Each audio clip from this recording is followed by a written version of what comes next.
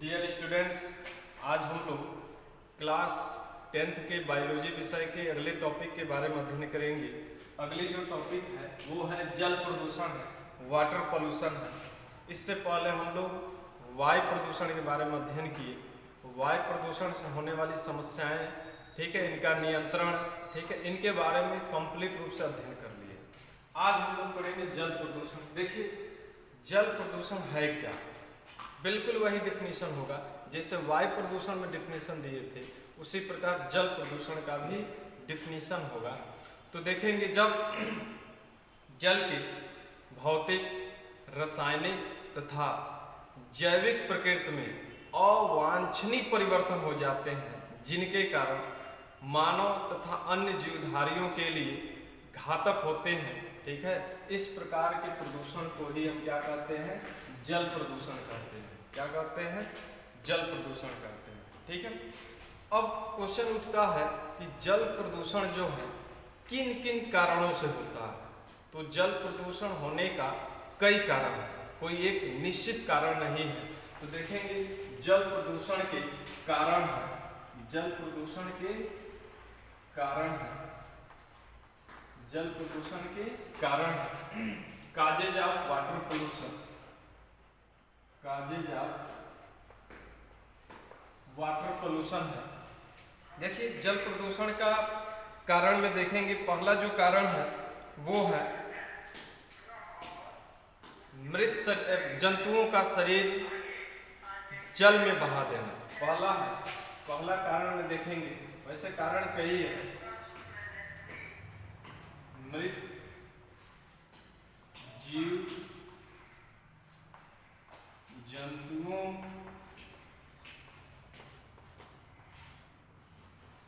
का शरीर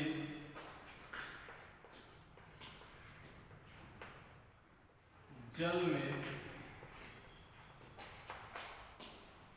बहा देना। देखेंगे कि जो भी जंतु होते हैं, जब ये डेड कर जाते हैं तो इन जंतुओं का शरीर कहीं मिट्टी में दफनाने के बजाय इसे लाकर तालाबों में या पोखरों में या नदियों में बहा दिए जाते हैं। जब इनका बॉडी सड़ने लगता है और जब बैक्टीरिया और वायरस इनके डेड बॉडी को अटैक कर देते हैं, तो जल में जब ये बहने लगते हैं तो जल में प्रदूषण उत्पन्न करते हैं, क्योंकि डेड बॉडीज में बैक्टीरिया और वायरस बहुत अधिक संख्या में बढ़ जाते हैं और ये बैक्टीरिया वायरस जल के साथ मिल जाते हैं, जिससे जल के प्रकृति को चेंज कर देते हैं और जल प्रदूषण हो जाता है, ठीक है। इस प्रदूषित जल को अगर कोई अन्य जीवित जंतु ग्रहण करता है तो उसको अनेक प्रकार की बीमारियां हो जाती है, ठीक है। तो पहला कारण तो यही है कि मृत जीव जंतुओं के शरीर को जल में बहा देने से जल प्रदूषण होता है। दूसरा कारण देखेंगे क्या है? दूसरा कारण है घरेलू अपमार्जक। घरेलू अपमार्जक है,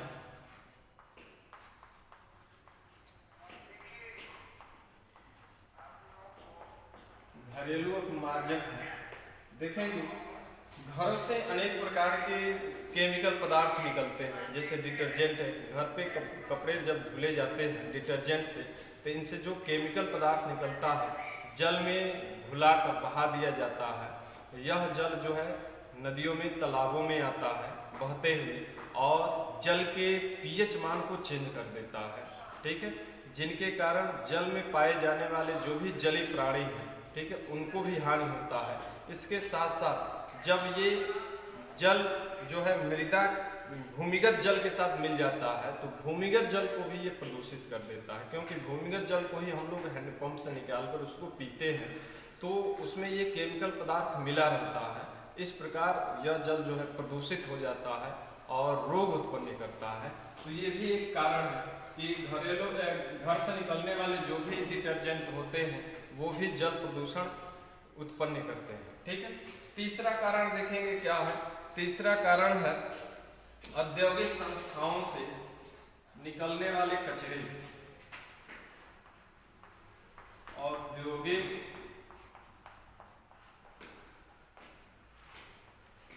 संस्थाओं से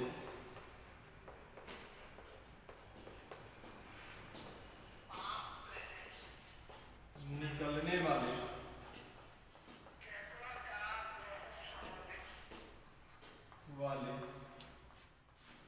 कचरे देखेंगे कि जो भी औद्योगिक संस्थाएं होती हैं इनसे बहुत से हानिकारक कचरे उत्सर्जित किए जाते हैं और ये हानिकारक कचरे नदियों में बहा दिए जाते हैं या तालाबों में बहा दिए जाते हैं। और ये क्या होता है कि जल जो होता है, जल के साथ जब ये कचरे मिल जाते हैं तो उसको प्रदूषित कर देते हैं। ठीक है, इस प्रकार जल प्रदूषण हो जाता है। अगर नदियों में बहाया जाए तो नदियों में जो पाए जाने वाले जलीय प्राणी जैसे मछलियाँ होती है या अन्य कोई जंतु होता है, ठीक है, उनको भी ये हानि पहुंचाता है। ठीक है, और भूमिगत जल के साथ ये भी नीचे चला जाता है। ठीक है, चौथा देखेंगे कारण क्या है। चौथा कारण है कीटनाशक दवाएं।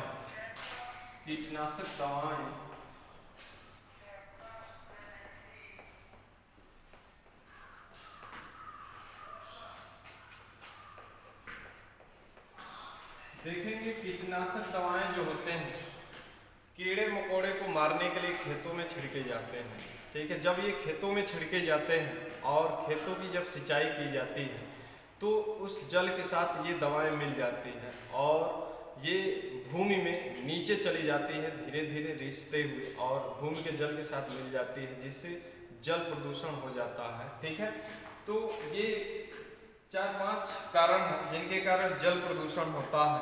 ठीक है, इसके अलावा एक और है वाहित मल है।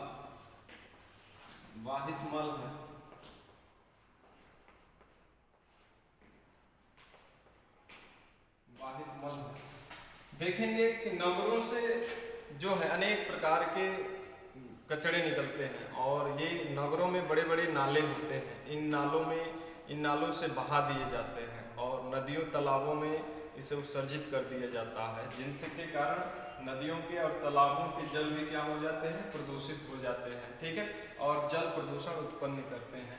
तो ये 5 जो कारण हम बताए हैं महत्वपूर्ण, यही 5 कारण हैं जो जल प्रदूषण उत्पन्न करते हैं। अन्य भी बहुत से कारण हैं लेकिन ये आपके लिए इतना पर्याप्त है, काफ़ी है। ठीक है, आगे देखेंगे अगला क्या होगा। अगला टॉपिक है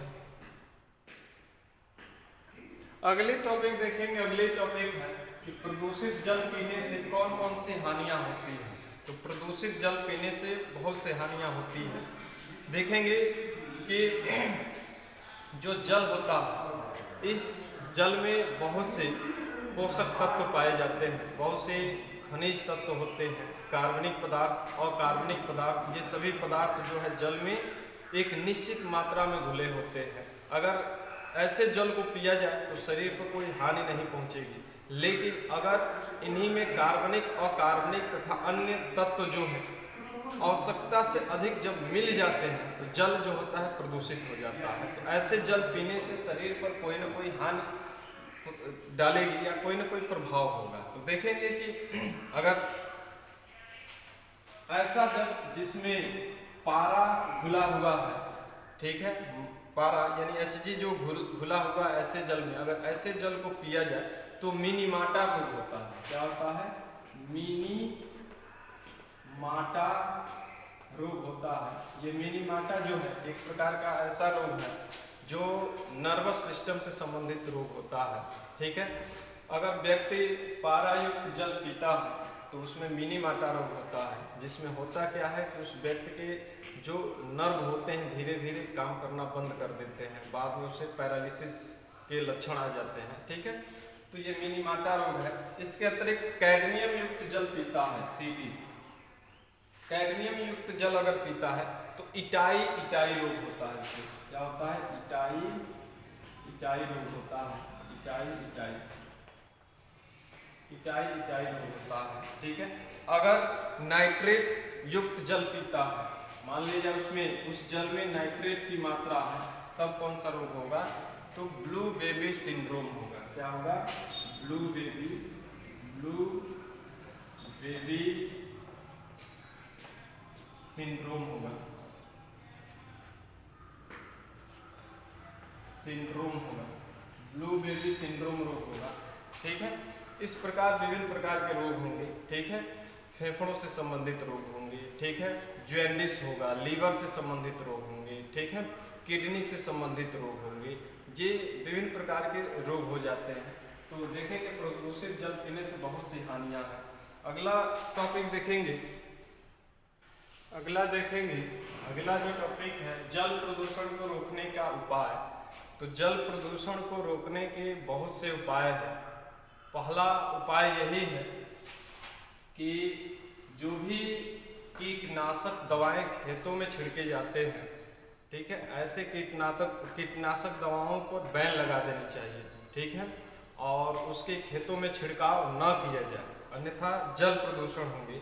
दूसरा है कि जो भी मृत शरीर जीव जंतुओं का है, इन जीव जंतुओं को जल में न बहाया जाए, बल्कि इन्हें मिट्टी के अंदर दफना दिया जाए। ठीक है,